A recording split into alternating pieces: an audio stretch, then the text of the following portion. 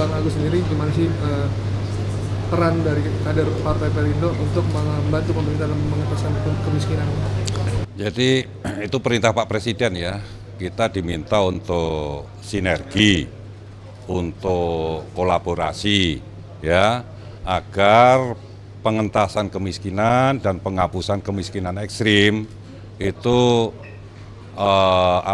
segera bisa kita wujudkan secara bersama-sama. Sinerginya tidak hanya antar kementerian ya, tetapi antara pemerintah pusat dengan daerah, antara pemerintah dengan pihak-pihak lain termasuk tentunya partai politik gitu loh. Kenapa? Karena perintah Pak Presiden di tahun 2026 itu kemiskinan ekstrim di Indonesia harus 0%. Ya. Terus kemudian kemiskinan di tahun 2029 itu Presiden perintahkan di bawah 5% gitu loh. Tentunya ini kan program yang tidak bisa dilakukan oleh pemerintah sendiri, harus sinergi. Nah, Kemensos sendiri untuk program kemiskinan ini, pengentasan kemiskinan ini sekarang kita lagi menggalakkan program pemberdayaan.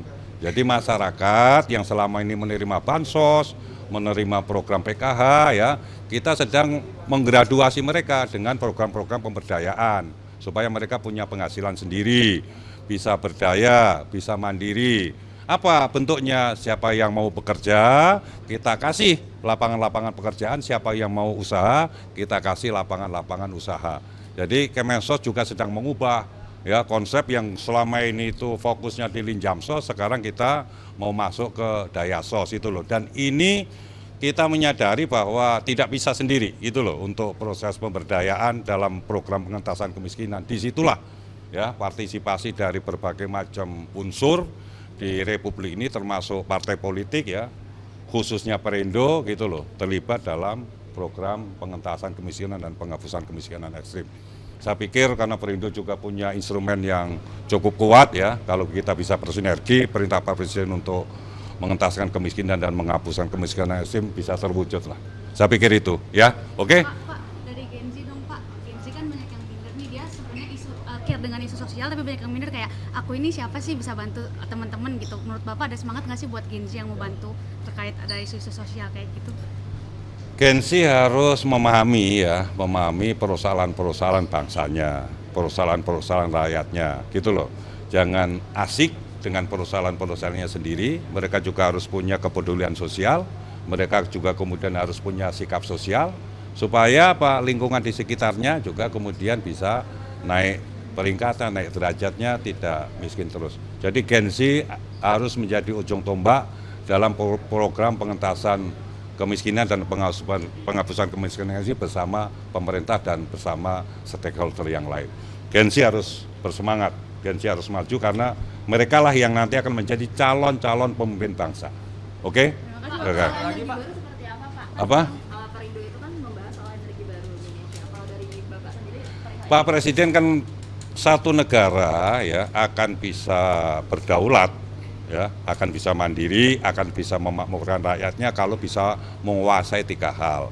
Pertama adalah makanan, yang kedua energi, yang ketiga adalah air gitu loh. Jadi energi menurut Pak Presiden sebagai salah satu faktor yang utama ya, supaya satu negara itu bisa berdaulat, bisa mencukupi kebutuhan-kebutuhan hidup rakyatnya.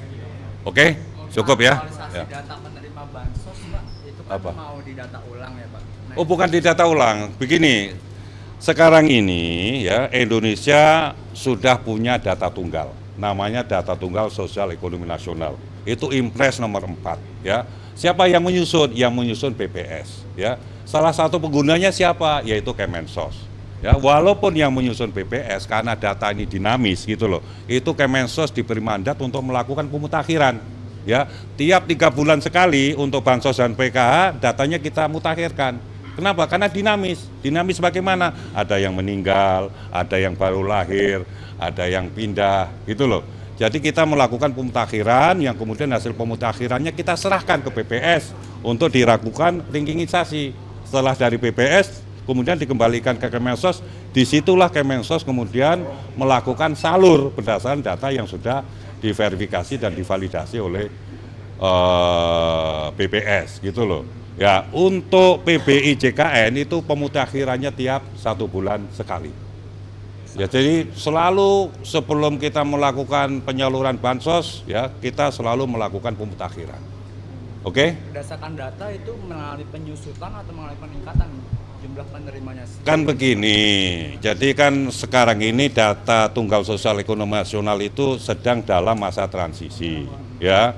Artinya ini butuh pemutakhiran, gitu loh. Nah, kenapa di masa transisi? Karena sekarang ini masih ada yang inclusion error. Inclusion error itu apa?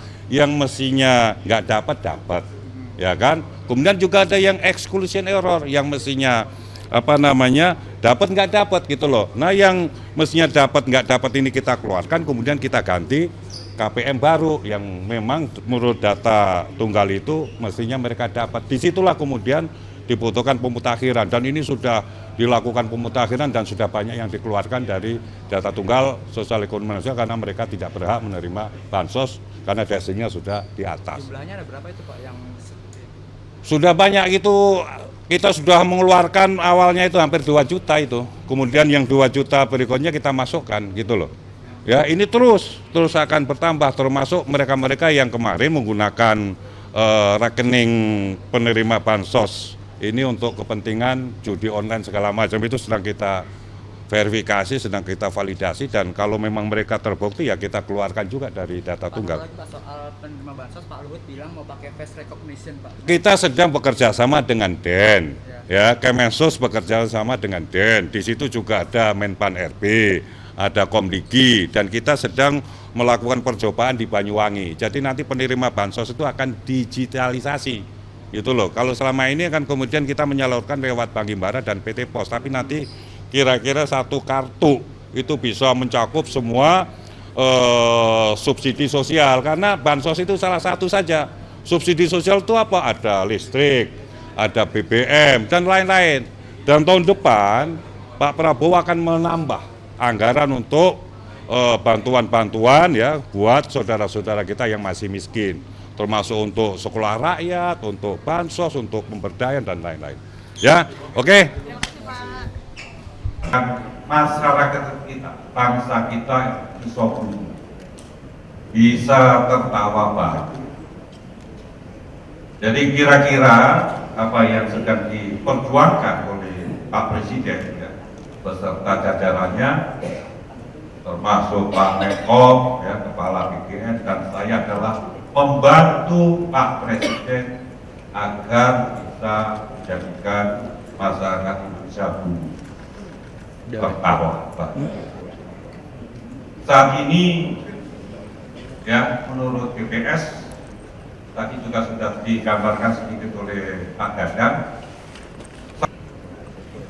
warga negara Indonesia atau sekitar 23,8 juta yang ya di tahun 2026 itu yang miskin ekstrim harus 0%.